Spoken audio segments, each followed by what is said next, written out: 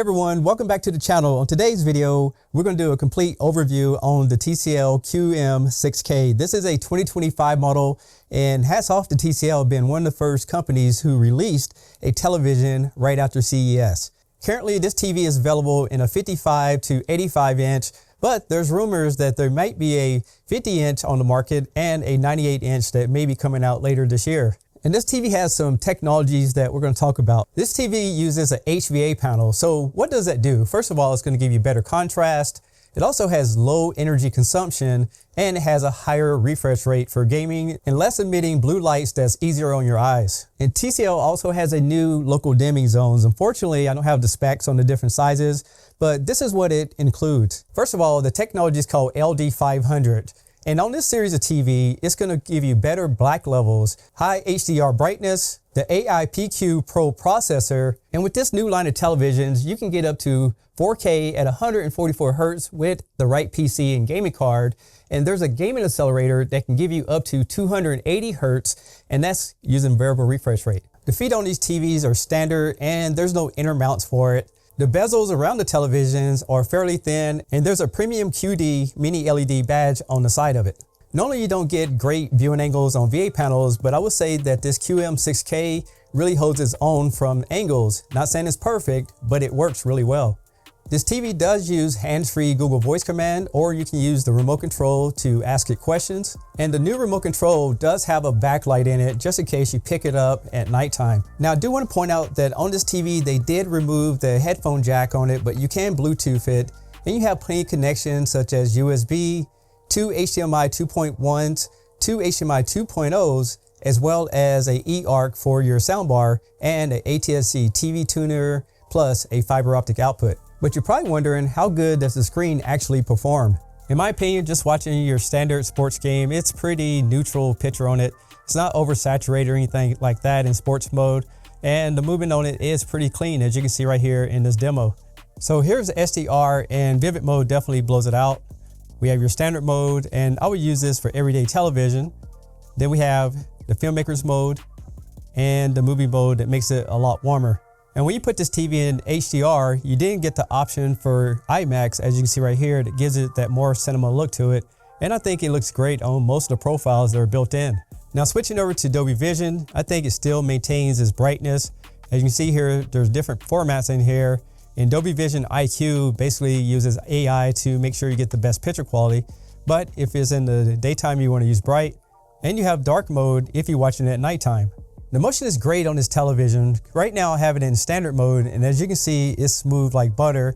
There's a little bit of fringing here on the top level, but it's not really that much to be concerned with. If you put it in filmmakers mode, you can see that it does get a little bit of chalky as well as movie mode, and it's because that these formats are made to synchronize with 24 frames per second content. And if we go to the motion settings on the television, you have different settings like low, medium, which smooths it out, and that'd be great if you're getting any kind of trailing on the movies. And then you have high that gives it its smoothest performance. Now under custom, you can adjust the blur reduction and the judder reduction, so it's going to give you a smooth experience. As far as upscaling, I think it did a really good job starting from 720p and up. If you use 480p content, it's not going to look that great, but most TVs don't really support that format anymore. So make sure you use 720p, 1080p, or 4K if you want to get the best offset. This TV can handle it and display it very well. As far as anti-glare coating, it actually works pretty good. It's not going to be as high-end as like a QM8, but it does a pretty decent job reflecting light bouncing off of it. When I tested the luminance on this television, this new panel is doing an excellent job making sure that the contrast remains while it brings out all the highlights and the brightness of the screen. So if you're worried about that and halo effect, I think they did a really good job on this television overall. And the last test I want to show you is dirty screen effects. I would say that this TV is not that uniformed overall, but I didn't go into the menu and mess around with any of the local dimming settings or anything like that. But you can see there are some areas that are not synchronized across the screen. But you got to remember that this is more of a budget television. It's not going to be their mid-tier like the QM7 and the QM8. Now I want to get some readings for you guys, and I will tell you I'm not a professional calibrator. I just have access to the equipment and the software. So I went to check out the peak brightness in this television, and what I did is put the TV in vivid mode, and with the lumens reader, I was able to get 840 peak brightness out of this television.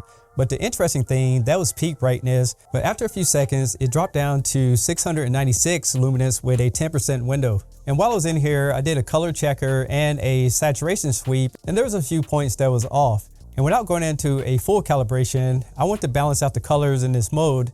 And here's the basic adjustments that I made, and you can always pause the screen if you want these settings. And here's the movie mode after I made those slight adjustments. Next, I want to compare the built-in audio system against the Q85H so you can hear the difference. I will say that this TV has a really good audio system as a standalone, but I just want to show you if you decide if you want a better audio experience, you might want to invest in something like that QM85H to give you even a more elevated experience. This is a Tech Steve voice audio test to see how good this TV sounds for movies. For the next few moments, sit quietly and experience the range of this TV's audio capabilities as we test the boundaries of sound.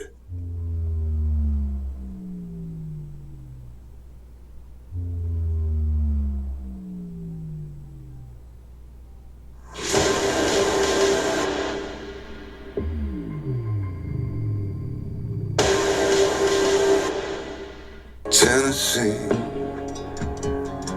while the cold here in Sweden got the best of me.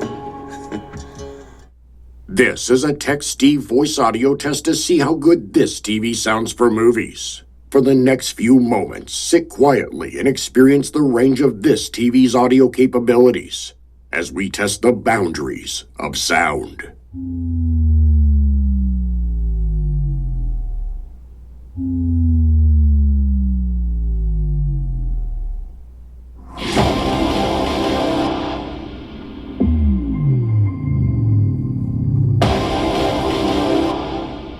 Tennessee, while the cold here in Sweden got the best of me. So as you can see, even though it has a great audio system, I would say that adding that extra audio system with the bigger subwoofer and the rear speakers is going to immerse you into a television like this, especially when you're watching movies. So overall, I think the QM6K will be one of TCL's hot sellers this year. One, because of the price points, I'll leave all that in the description below. But second is that it's fantastic for gaming, and I went over that in my unboxing video, so make sure you go check that out right after this video. But the light remote control, the new technology with the LD500, as well as the HVA panel giving you great viewing angles, I think this TV has a lot of potential for future customers who are looking to upgrade, and TCL definitely is going to bring out some of the best competition out this year, especially from some of the competitors, not mentioning anybody's names. So that's all I have to say on this video, and if you're interested in learning more, as always, I'll leave all the links in the description below. I'm Tech Steve. Thanks a lot for watching, and I'll catch you on the next one. Peace.